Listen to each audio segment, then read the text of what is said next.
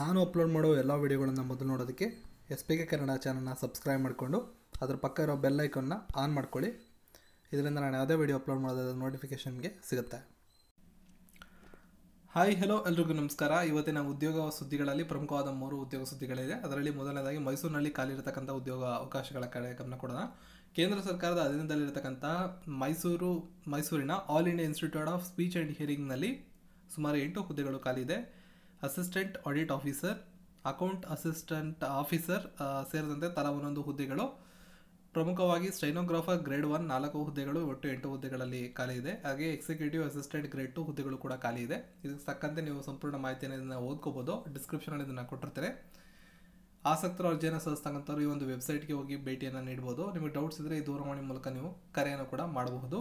ಅರ್ಜಿ ಶುಲ್ಕ ಸಾಮಾನ್ಯ ವರ್ಗ OBC ಅವರಿಗೆ ₹100, SC/ST ಅವರಿಗೆ ₹40 ಅರ್ಜಿ ಶುಲ್ಕವನ್ನು ನಿಗದಿ ಮಾಡಲಾಗಿದೆ. ಅರ್ಜಿ ಸಲ್ಲಿಸೋದಕ್ಕೆ ಆಸಕ್ತರು ಮೊದಲು ಇನ್ಸ್ಟಿಟ್ಯೂಟ್ನ ವೆಬ್ಸೈಟ್ಗೆ ಹೋಗಿ ಈ ಒಂದು ವೆಬ್ಸೈಟ್ಗೆ ಹೋಗಿ ಅರ್ಜಿಯನ್ನು ಡೌನ್ಲೋಡ್ ಮಾಡಿಕೊಂಡು ಅದನ್ನು ಫಿಲಪ್ ಮಾಡಿ, ಅಗತ್ಯ ದಾಖಲೆಗಳನ್ನೆಲ್ಲ ಫಿಲಪ್ ಮಾಡಿ ಇಲ್ಲಿ ಒಂದು ಅಡ್ರೆಸ್ಸನ್ನು ಕೊಟ್ಟಿದ್ದಾರೆ. ಈ ಒಂದು ಅಡ್ರೆಸ್ಗೆ ನೀವು ಕಳಿಸ್ಬೇಕಾಗತ್ತೆ. ಮೇ 13ನೇ ತಾರೀಕು ಕೊನೆ ದಿನ ಆಗಿದೆ.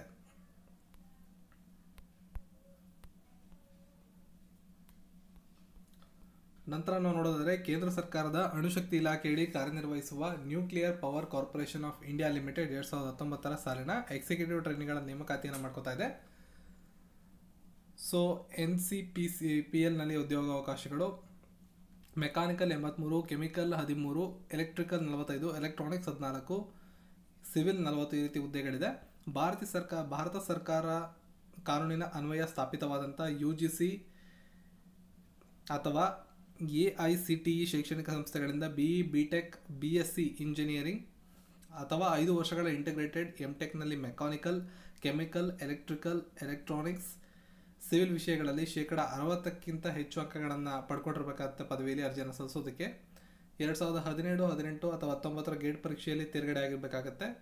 ಈ ರೀತಿ ಅರ್ಹತೆ ನಿಮ್ಮಲ್ಲಿದ್ದರೆ ಪದವಿ ಅಂತಿಮ ವರ್ಷದಲ್ಲಿ ವ್ಯಾಸಂಗ ಮಾಡ್ತಿರೋರು ಅಥವಾ ಫಲಿತಾಂಶಕ್ಕಾಗಿ ಕಾಯ್ತಾ ಇರೋಂಥವ್ರು ಕೂಡ ಅರ್ಜಿಯನ್ನು ಸಲ್ಲಿಸಬಹುದು. ಅಧಿಕೃತವಾದ ವೆಬ್ಸೈಟನ್ನು ಕೊಟ್ಟಿದ್ದಾರೆ npcilcareers.co.in. ಇಲ್ಲಿಗೆ ನೀವು ಭೇಟಿಯನ್ನು ನೀಡಿ ಅರ್ಜಿಯನ್ನು ಸಲ್ಲಿಸಬಹುದು. ಸಾಮಾನ್ಯ ವರ್ಗ OBC EWS ಈ ವಿದ್ಯಾರ್ಥಿಗಳಿಗೆ ₹500 ಅರ್ಜಿ ಶುಲ್ಕನ ನಿಗದಿ ಮಾಡಿದ್ದಾರೆ. ಉಳಿದಂಥ SC/ST ಅಂಗವಿಕಲರ ಮಹಿಳೆಯರಿಗೆ ವಿನಾಯಿತಿಯನ್ನು ನೀಡಲಾಗಿದೆ. ಇನ್ನಷ್ಟು ಹೆಚ್ಚಿನ ಮಾಹಿತಿಗಳಿಗೆ ಕೊನೆ ದಿನ ಏಪ್ರಿಲ್ 23ನೇ ತಾರೀಕು ಅರ್ಜಿ ಸಲ್ಲಿಸೋದು. ಏಪ್ರಿಲ್ 9ರಿಂದ ಅರ್ಜಿಯನ್ನು ನೀವು ಸಲ್ಲಿಸೋದಕ್ಕೆ ಪ್ರಾರಂಭ ಆದರೆ ಏಪ್ರಿಲ್ 23ರ ತನಕ ಅರ್ಜಿಯನ್ನು ಸಲ್ಲಿಸಬಹುದು. ವಯೋಮಿತಿ ಸಾಮಾನ್ಯ ವರ್ಗ ಮತ್ತು EWS ಅಭ್ಯರ್ಥಿಗಳಿಗೆ ಗರಿಷ್ಠ 26, ಹಿಂದುಳಿದ ವರ್ಗದವರಿಗೆ 29 ಮತ್ತು ಪರಿಶಿಷ್ಟ ಜಾತಿ ಪರಿಶಿಷ್ಟ ವರ್ಗದವರಿಗೆ 31 ವರ್ಷಗಳು. ಆನ್ಲೈನ್ ಮೂಲಕ ಮಾತ್ರ ಅರ್ಜಿಯನ್ನು ಸಲ್ಲಿಸಬಹುದು. ನೇಮಕಾತಿ ತರಬೇತಿಯ ಬಗ್ಗೆ ನೀವು ಇಲ್ಲಿ ಓದ್ಕೋಬೋದು. ಡೌನ್ಲೋಡ್ ಮಾಡ್ಕೊಂಡಿದ್ದನ್ನು ಚೆಕ್ ಮಾಡಿ. ಹಾಗೆ ಲಾ ಕ್ಲರ್ಕ್ಸ್ ಕಮ್ ರಿಸರ್ಚ್ ಅಸಿಸ್ಟೆಂಟ್ ಹುದ್ದೆಗಳಿಗೆ ಅರ್ಜಿಯನ್ನು ಆಹ್ವಾನ ಮಾಡಲಾಗಿದೆ ಹೈಕೋರ್ಟ್ನಲ್ಲಿ. ಪ್ರತಿಭಾನ್ವಿತ ಕಾನೂನು ಪದವೀಧರರನ್ನು ಈ ಒಂದು ಅರ್ಹತೆಗಳಿದ್ದರೆ ಅರ್ಜಿಯನ್ನು ಸಲ್ಲಿಸ್ಬೋದು. 20 ಹುದ್ದೆಗಳು ಇದರಲ್ಲಿ ಖಾಲಿ ಇದೆ. ಅರ್ಹತೆಗಳೇನು ಅಂತ ನೋಡೋದಾದರೆ ಕನಿಷ್ಠ 50 ಅಂಕಗಳೊಂದಿಗೆ ಕಾನೂನು ಪದವಿಯನ್ನು ಮಾಡಿರಬೇಕು.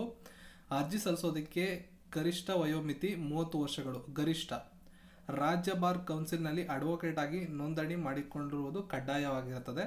ವೇತನ ₹16,650 ವೇತನ, ಪ್ರಾರಂಭಿಕ ವೇತನ.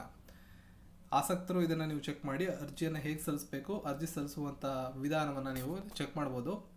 ಏಪ್ರಿಲ್ 22ನೇ ತಾರೀಕು ಕೊನೆ ದಿನ. ಅಂಚೆ ಮೂಲಕ ಅರ್ಜಿಯನ್ನು ಸಲ್ಲಿಸಬೇಕಾಗತ್ತೆ.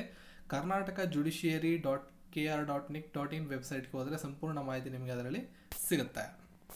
ಸೊ ಇದರೆಲ್ಲ PDF ಅನ್ನು ನಾನು ಡಿಸ್ಕ್ರಿಪ್ಷನಲ್ಲಿ ಕೊಟ್ಟಿದ್ದೀನಿ. ಹೋಗಿ ಒಂದ್ಸಲ ಡೌನ್ಲೋಡ್ ಮಾಡಿಕೊಂಡು ಯಾರು ಆಸಕ್ತಿ ಇದ್ದಾರೆ ಅವರು ಚೆಕ್ ಮಾಡಿ.